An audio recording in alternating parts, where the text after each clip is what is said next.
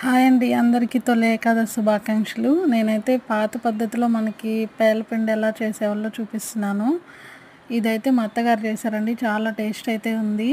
First అయితే పొయ్యి మీద వాటిని జొన్నలు అంటారు కదా, వాటిని ఫ్రై చేసుకోవాలి. తర్వాత రోట్లో వేసి దంచి బాగా దంచాలండి. కొంచెం కొంచెం దంచితే చాలు.